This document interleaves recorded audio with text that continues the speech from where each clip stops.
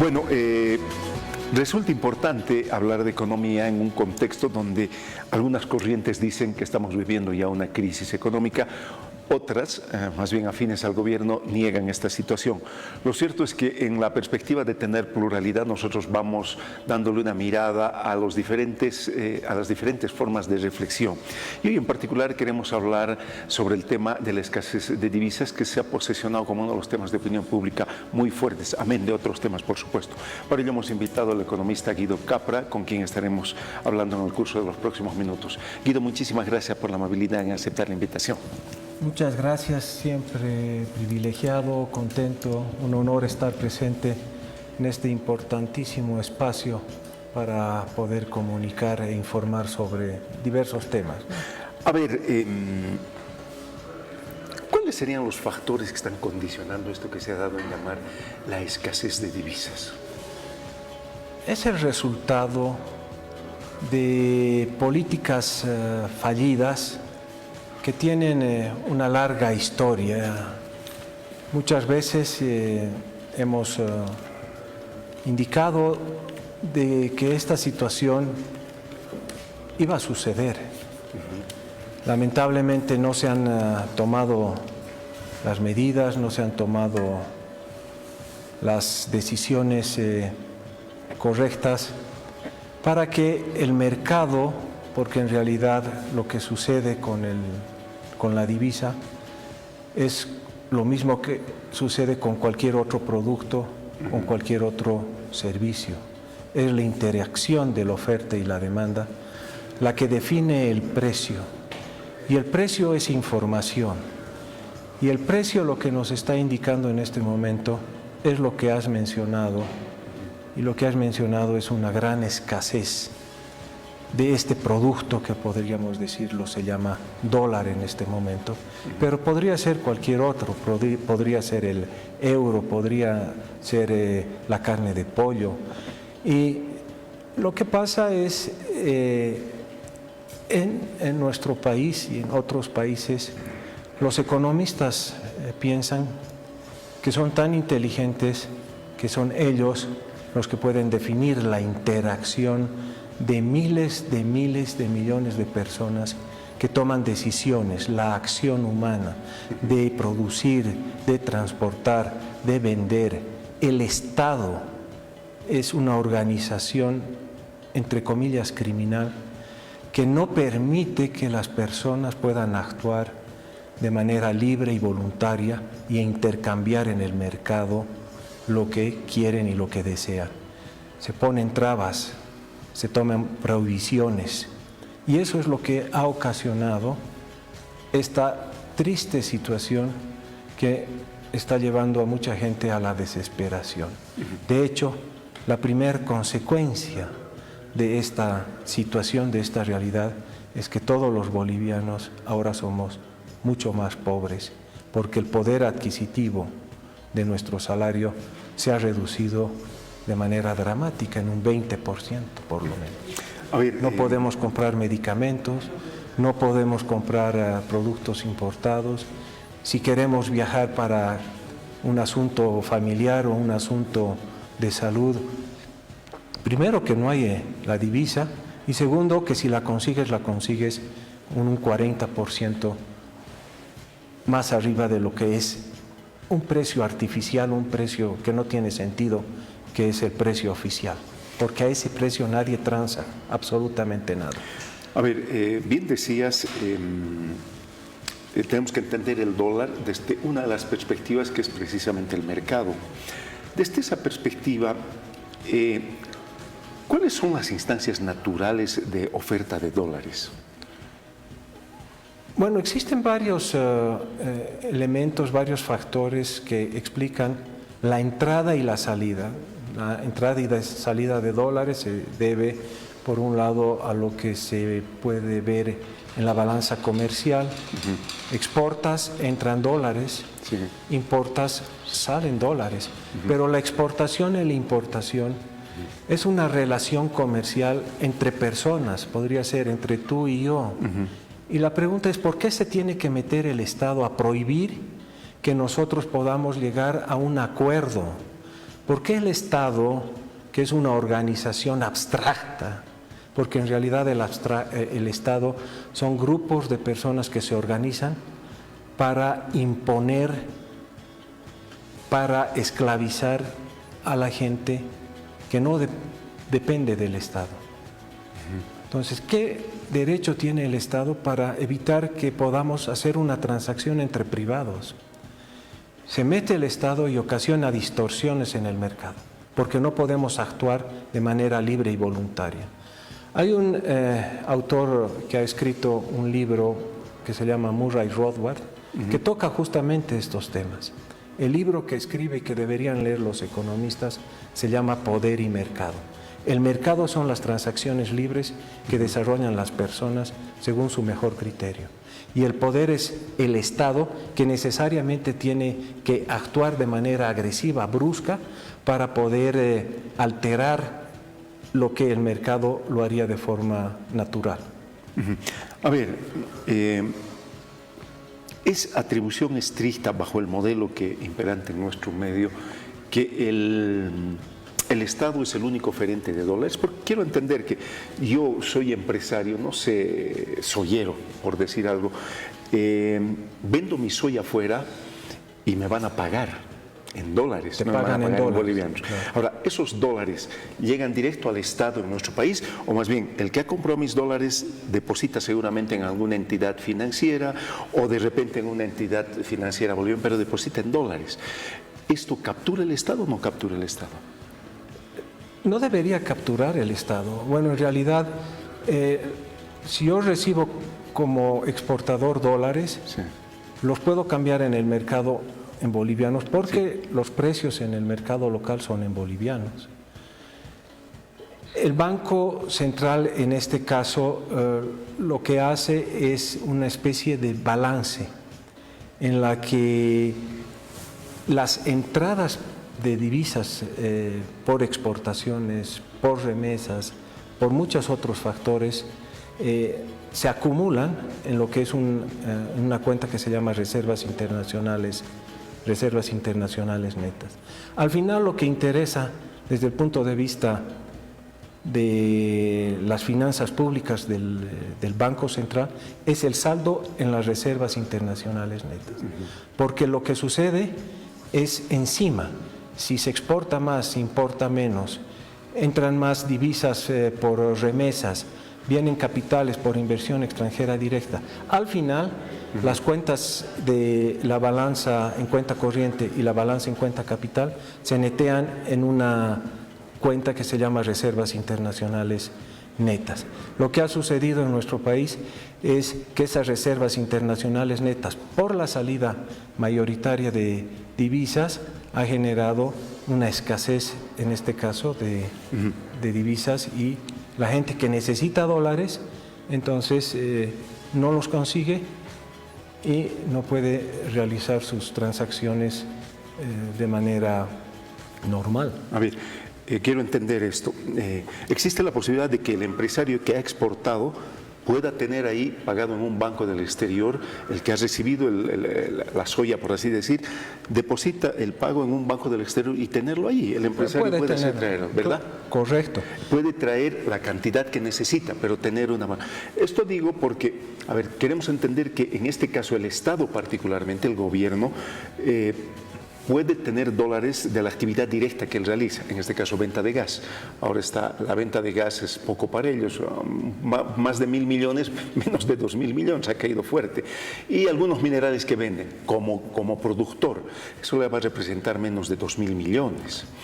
Y la cantidad de recursos que gasten solo en subvención de combustible del exterior es aproximadamente 3.000 millones. A eso hay que sumar que trae harina también del exterior y es un poco más. Por lo tanto, el gobierno y el Estado están en dificultades de contar con eso. Por eso es que recurre a préstamos, etc. ¿Es así la cosa? Está recurriendo ahora a una serie de alternativos, sí, mecanismos, pero está claro que no van a resolver absolutamente el problema, porque el problema es que no se deja que los mercados funcionen de manera natural, de manera libre. Ese es el gran problema. Que asignen un precio real al dólar. que asignen un precio. Sí. ¿Quiénes son ellos para asignar un precio? El precio lo que permite es informarse qué es lo que está pasando.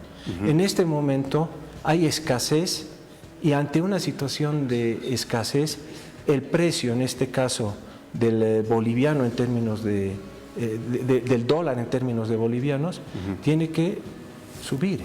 Es decir, se tiene que depreciar el boliviano o apreciar el dólar. Exactamente. Es un movimiento natural que uno puede entenderlo cuando analiza qué es lo que sucede con los factores que afectan la demanda y la oferta, en este caso, de divisas. El otro tema, bueno, porque además a la oferta habrá que agregar que el gobierno está tratando de conseguir recursos de afuera vía préstamos. Pero por otro lado, sí, la gente ya tiene muchas dudas acerca de la confianza en el boliviano. Y ese es el gran daño que han ocasionado estos economistas que no han leído a Henry Hazlitt. Porque Henry Hazlitt divide a los economistas entre los buenos y los malos.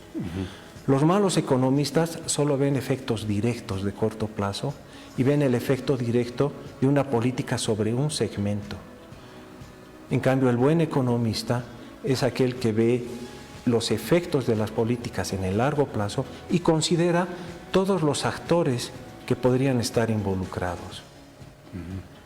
En este caso, las medidas que se están tomando de ninguna manera van a resolver el problema, porque están tratando de resolver un problema estructural, que es que no dejan que los mercados funcionen con medidas paliativas, con medidas que son buenas pero completamente insuficientes. En el otro lado del terreno está la demanda por dólares. Y la demanda está aumentando, porque tú en este momento, si tienes 100 bolivianos que te sobran, los conviertes en dólares. Entonces, la demanda entre comillas, por divisa, por dólar se está aumentando, ¿sí? Y la demanda por bolivianos está cayendo. Entonces, se está evidenciando una brecha.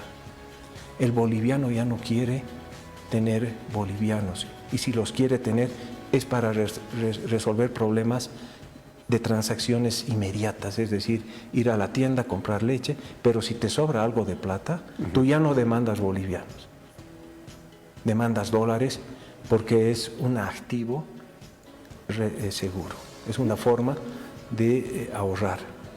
De proteger tu capacidad adquisitiva, ¿no? Exactamente, de proteger tu ahorro en el largo plazo.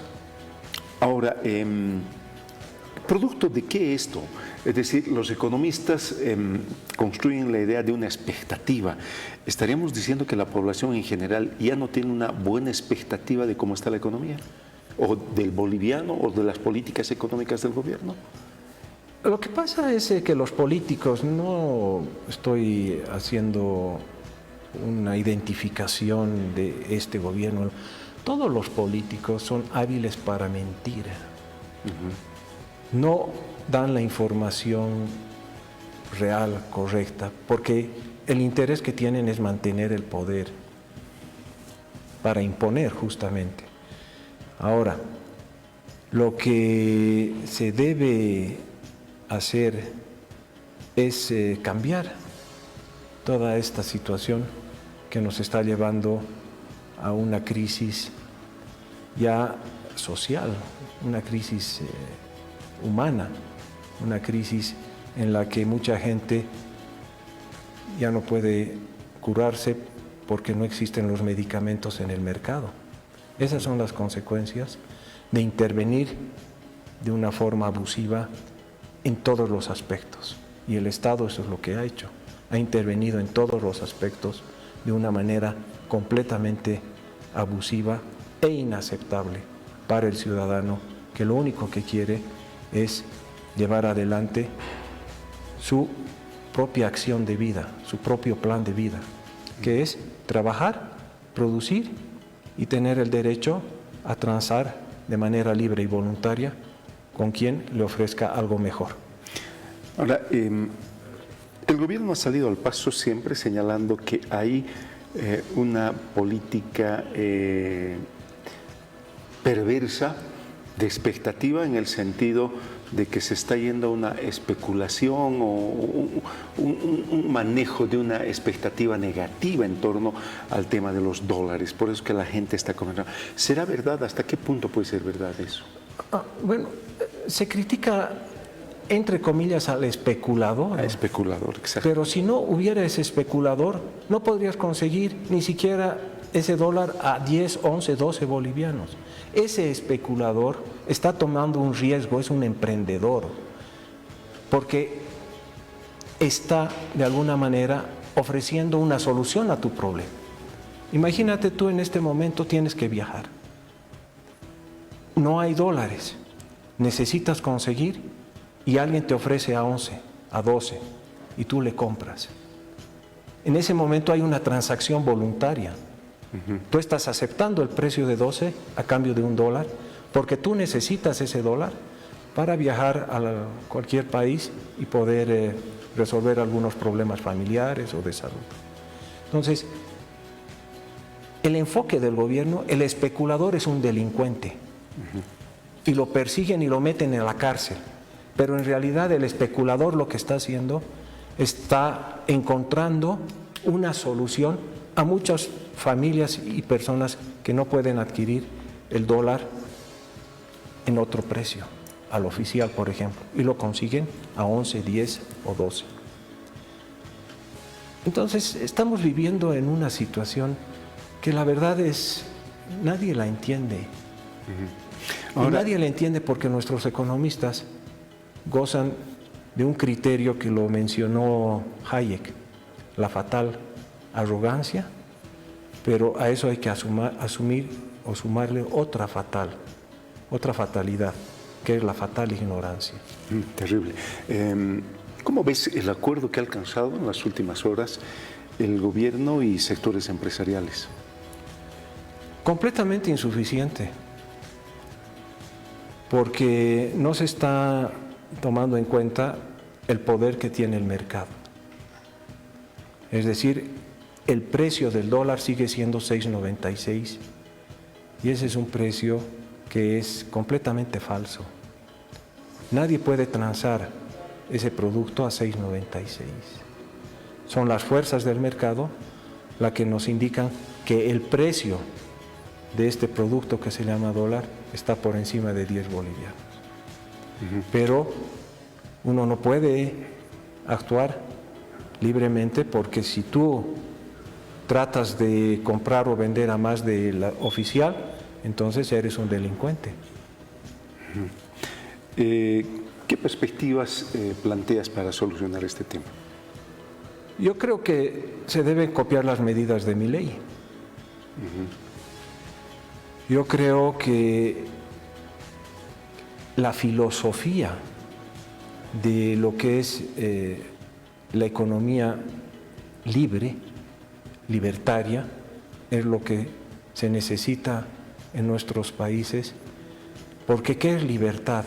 Es la ausencia de coerción.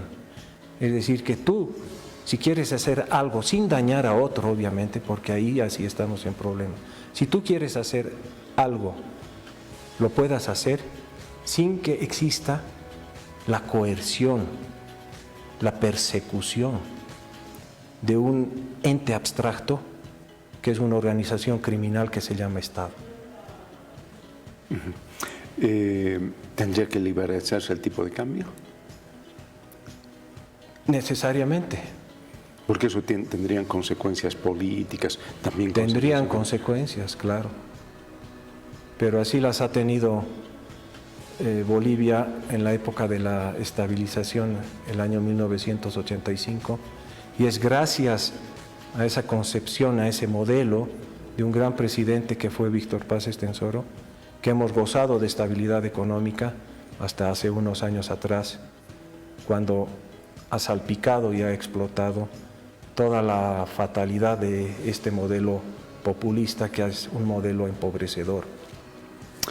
Bien, Guido, te agradezco infinitamente la gentileza por mostrarnos tu percepción sobre la economía. Estamos recurrentemente viendo diferentes formas de pensar y eso es bueno, ¿no? La economía es una ciencia social y al ser social seguramente está plagada también de ideología, ¿no?